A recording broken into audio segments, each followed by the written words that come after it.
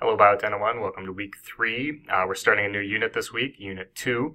And this unit, Unit 2, is focused on biological information. And what we mean by that really is understanding how DNA encodes the information that makes you you, which makes you unique.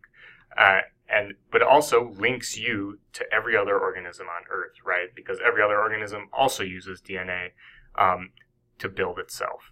And so we're going to start with Chapter 7, and we're going to start there learning what DNA is, what is it made of, how is it stored in the cell, how is it organized, and then we're going to be looking at how it's transcribed and translated from a series of base pairs into an actual functioning protein or enzyme.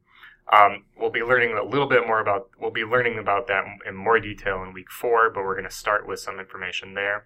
And then we're going to be learning about how DNA both makes us unique. So where is the variation that is unique to you come from? And how is that transmitted from one generation to the next?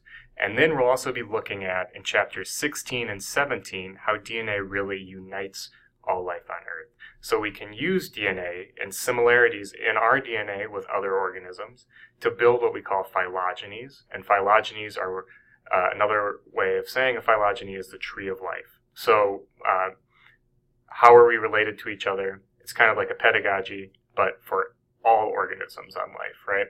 So how does that relate in terms of using phylogenies to understand how organisms evolve, using phylogenies to understand what our common ancestors are, and how to organize life on Earth? So really, it's on one hand what makes us unique and how DNA makes us or unites us. And that's going to be the primary objectives this week. Note, you're only reading very small subsections of chapters 16 and 17. You don't have to read the whole thing. We're really most interested in understanding how to use, or what a phylogeny is and how to use it to study evolution, because it's going to come back into play later on in the course. So, due this week, as always, is your reading quiz, your essential questions with your group, and then for the lab, you have 2 things you need to do. One is an individual personal hazard assessment, because we're actually going to be starting our claims about cancer lab this week. That means we're going to be starting using our lab kits, and you need to be sure that you understand the materials you're working with. They're not hazardous to you. They're not dangerous in any way, shape, or form, but nonetheless, it's required that you fill out a personal hazard assessment to make sure that you don't misuse them in a serious way. And then second, the more important aspect of the lab is your group needs to come up with a question.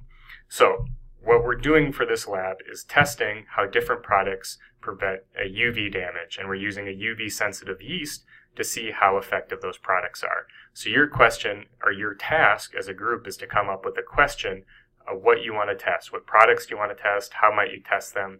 What's interesting about those products, or suspect about those products that you think might make them effective or ineffective in blocking UV, and ultimately UV damage, which is a major source of skin cancer.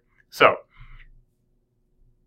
good luck. If you have any questions, shoot me an email, shoot Lindsay an email. We're here. We're willing to help. We want to help. That's what the whole point of us in this course is. So, don't be hesitant to reach out to us.